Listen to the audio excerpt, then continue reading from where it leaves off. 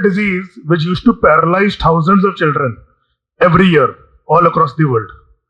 If you talk about plague, the most striking thing is that plague killed 1/3 of the population of Europe around 500 or 600 years back in the Black Death. But how many cases of polio or plague do you see today? So what has happened is that technological advancement, human thrust and scientific ingenuity has actually defeated the disease. So for polio, we developed a vaccine, we used it throughout the world. Now the disease is almost eradicated. And for plague, with hygiene and antibiotics, so I have spent, in last 20 years, I have not seen a single case of plague in our country because, it just doesn't happen. Technology defeated the disease. So when we talk about the epidemic of the 21st century, what we think about is usually cancer. So when we talk about, everybody comes to me and says, sir, incidence of cancer is increasing a lot. And there is a feeling of hopelessness, whether it is in lay public, patients, even doctors and researchers. Many times they feel that there is a sense of hopelessness that when will a cure for cancer come? Cancer kab curable hoga? When will a cure for cancer come? So I want to put it to you that even today in 2025, the data suggests that 2/3 of patients who are diagnosed with cancer will either be completely cured of cancer or they will have long-term survival exceeding 5 years. That outcome is already available today. So what I'm going to do today, so I'm a medical oncologist. So cancer is nowadays a team effort. You have a group of people, medical, radiation, surgical, who are working together to treat the patient. And our job is mainly treating cancer patient with medicines, medical treatment of cancer. So over the next 15-18 minutes, I want to cover for you how we reached here, where we are today, and what you will see in the next 5 years. And can we really take cancer down the road of polio or plague to make it an epidemic of yesteryears? And we'll discuss that. So let's start by discussing how we came here today. So cancer is not a new disease. Even if you look at Egyptian mummies, which are thousands of years old, they were mummies which had breast cancer. When you unwrap the wrapping, there were masses in the breast, they were there. And the Egyptian text, they had doctors who used to treat these patients. And there was a bit of enigma for many, many centuries of cancer. The basic wisdom was that either the patient will undergo surgery, this patient might be cured, but even patient who you completely remove the tumor, the cancer comes back, it's spread to the liver, brain, bone, different site. Or if cancer is not operable, then patient is doomed. Patient is definitely going to pass on. So this led to actually the search for this field. So the researcher wanted to see that if the cancer is spreading early from the tumor, suppose cell is spreading to lung, liver, somewhere, you have to give the patient some kind of medicine which will work on the whole body. Just operating the tumor is not enough. There must be cells which are spreading out from the tumor. So if you give some medicine, that medicine will go in the blood to different site of the body and that will treat the tumor cells which are spread. So that was the birth of this field, this understanding that you need to treat the whole body. You can't just operate one tumor, usually that is not. So medical oncology field actually started in World War II. There used to be war gases like mustard gas. And when soldiers were exposed to mustard gas, what they saw is that their white cells had become very low. So the doctors thought that when we have blood cancer patients, we actually want to reduce their white cell. So they started using these drugs and this was the first chemotherapy. These are the drugs which go to the body, whichever cells are dividing fast, it kills those cells. And because cancer cells are dividing fast, it preferentially kills the cancer cell. The problem is that they are not selective drugs. See, chemotherapy, the cancer cell is dividing, but the hair cell is also dividing, the intestine cell is also dividing, the skin cell is also dividing, the immune cell is also dividing. So they don't have that element of selectivity to them. And that was the classical problem with the classical treatment of chemotherapy, that they don't selectively kill to that extent how much we want cancer cells, and because they kill normal cells, they also have side effects. So the next major leap in medical oncology came with what is called targeted therapy. So there is a disease called chronic myeloid leukemia, CML. So what CML is, it is one of the most common blood cancers. It usually happens in adolescent to adults. And patients come with white cell count in the thousands. And what used to happen in the previous era is that we used to treat this patient with chemotherapy, but it could not control the disease more than few years. And suddenly the disease would explode outwards. People used to die in like 6 to 8 years. And when I was, before we had access to immunotherapy, when I was doing my DM, they used to live for like 6 to 8 months with the therapy which was available to us. And the patient used to come, we had to say, unfortunately, that's what it is. But once these new technologies came to the fore, nowadays routinely these patients live more than 5 years. If you look at the data, somebody with metastatic melanoma, the 5-year survival is 60%. So 2/3 of these patients are living more than 5 years because the technology is different. It can delete the cancer at a very fundamental level. The third thing which has been happening over the last 20 years is precision oncology. So precision oncology is a very simple concept that suppose you have got two patients with lung cancer, patient A and patient B. If you treat them both with the same medicine, one patient might live for 10 years, one patient might live for 6 months. So what is going on is they are different cancer. The lung cancer A, it might have a particular set of genetic mutation. The lung cancer patient B might have a different set of genetic mutation. And the kind of drugs which you need for A are different from the kind of drug which you need for B. So what precision oncology means is that you test it. You take out the DNA from the tumor cell, you do some genetic testing, figure out which drug will work in this, and treat this patient with this therapy and treat this patient with this therapy so that both patients get the best outcome. So precision oncology was not possible 15-20 years back because the technology to do this testing was not available. This technology had to become available, had to become cheap, and had to become reasonable time frame. So you had the Human Genome Project, which sequenced the genome of the entire human genome, and that took so many years to do.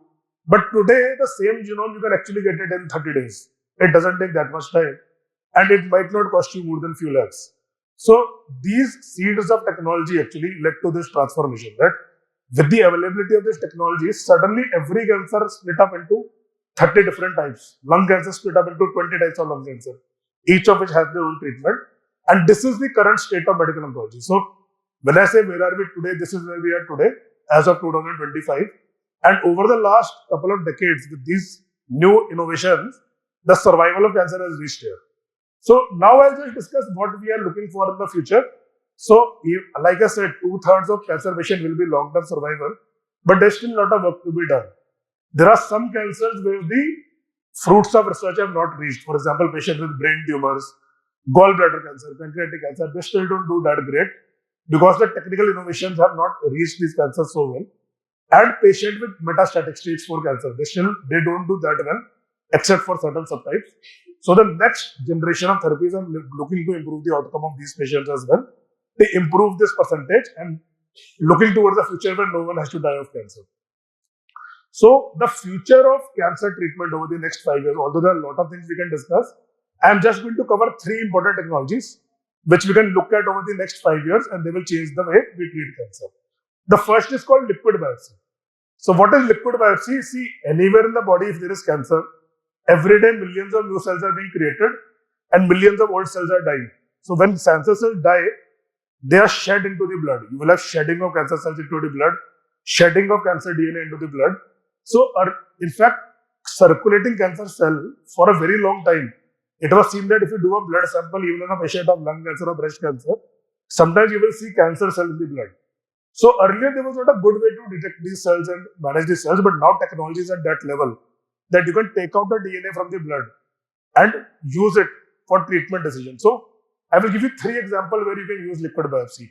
So one example is screening. So see, for example, we know that ladies above a certain age for breast cancer, they should do mammography every year or every 2 years. Males, they should have PSA testing for prostate cancer. People who have risk of colon cancer, they should have colonoscopy.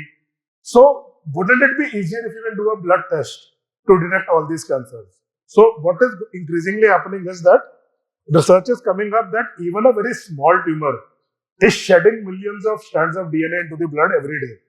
And if you have technology which is good enough to catch these strands of DNA, you can actually maybe in the future have a single test which will detect 30 different kinds of cancer. You don't need to do mammo for breast, pap smear for cervix, colonoscopy for colon. You might have tests which all of us will start undergoing after age of 50, 60, that you have one yearly test and it will detect 25 different types of cancers, and if it is positive, you do the test and treat them at a treatable stage. So that is one direction where it is going, and a lot of work is being done. The tests need to become more accurate. They are becoming accurate year by year. Until the test become accurate enough, they are not ready for prime time, but it is going to happen. The second is monitoring. So monitoring, I'll give you an example. Suppose two patients have colon cancer and they undergo surgery, and we have to decide should I give chemotherapy or not to prevent the cancer from coming back. So monitoring just means that once the tumor is removed from the body, you do a blood test, and if the blood test comes positive, that means there is some cancer cell in the body still. The DNA is positive, so somewhere cancer cells are left in the body, and you can selectively treat only those patients where DNA is positive, and patients where DNA is negative, they can avoid hard therapies. So it is a way to monitor in which patient cancer is expected to come back and treat them in that way. Even suppose treatment is over, instead of doing scans every 3 months or 6 months, you can monitor them with a blood test. You do a blood test every 3 months, and whenever the DNA becomes positive, you get aggressive and try to treat it early before the cancer explodes out. So a lot of research is going on. It has to be proven, but these strategies will be routine in a few years. The third is precision. So we talked about the precision oncology, that you can do the DNA testing to figure out how to treat each cancer patient. So you can actually do it from blood. You don't need to do it from the biopsy tissue. So instead of putting a needle into the patient, you can just take a blood sample and do the testing at multiple time points. You can do it every 3 months or every year, just to see how the cancer is growing and evolving. Maybe patient has a lung lesion and a liver lesion, they are different. So if you take a blood sample, it will give you information about a lung and liver both. So you will get a more comprehensive view of the tumor and treat the patient in a better way. The second transformation is going to be AI and big data. So I think little bit of AI was discussed in the last talk. So I'll just give you some examples where AI is going to change the field. Already it is changing the field, but I'll give you some examples. So suppose you have a cancer patient and you have an AI agent where you can give the agent all the data about the patient. What is the age? What is the type of cancer? What is the stage? What are the genetics of the cancer? Which mutations are present? And what all treatment patient has received earlier. And that AI has a database of 1 million patients who have been treated previously. And it knows that patient who were treated by this approach, they did better compared to patient who were treated by this approach. It can actually help guide the therapy of this patient better. So this is called real world evidence. So when one patient we treat, the evidence which is generated that this approach is good, many times this evidence is lost. But if we have systems where continuously this data is fed into the machine, then new patient can benefit from the treatment of old patient, which is called big data analytics. One more example I will give you. So suppose we do mammography for a lady, and suppose there's a microscopic lesion somewhere in the breast, too small for the human eye to see. And you have trained the program to look at 1 billion scans. And it has the data that out of these 1 million scans, these patients actually turned out to have breast cancer. Then probably this program could look at these scans better than a human radiologist. Or at least it could help the human radiologist to look at these scans, and it could help in deciding the treatment of these patients. For example, you might have a slide, which is you do a biopsy, spread it on a slide, and you train a program to look at 1 million slides and judge that which kind of slide photograph patient do better with immunotherapy and which do worse with immunotherapy, and that can help you in deciding this treatment. So commercial products like this are already available. This is not future. Already these products are available in the market. They are approved in multiple markets, including India, UK. They are in use, and it will keep increasing. I think 5 years down the line, people might say कि भाई पहले लोग कैसे काम करते थे? मतलब they were guessing. We should not guess. We have this technology available. I don't know how people used to do it in that era. 5 years ago is not that era, and that will be the future of big data. Third important innovation is going to be precision N of 1 approach. So what does N of 1 mean? So suppose today I have a patient and I want to decide how to treat this patient. So I will use my clinical experience and research. Suppose somebody has done research on 500 patients and proven that this way of treating is better than that way. So we are using N of 500 data to decide the treatment of this patient.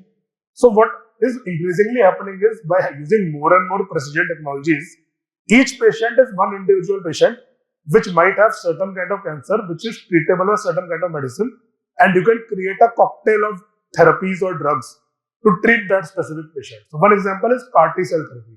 So CAR T cell therapy is you take out T cells from the patient's blood, you take them to a factory. In the factory, you insert proteins into the T cell that I want you to go and kill this cell. Whichever cell expresses this protein, please go and kill that cell. They are multiplied, activated, and infused back to the patient, and they will go in the body wherever they find that antigen. They will go and kill that cell. So you can train a specific cancer cell, a specific immune cell, to kill the cancer cell which you are interested in. And in the near future, you will start getting cocktails. Cocktail of targeted therapy, cocktail of immunotherapy, cocktail of cellular therapy, and treat individual patient with the mutation which they have to get a better outcome. So this field of technology is evolving very, very fast.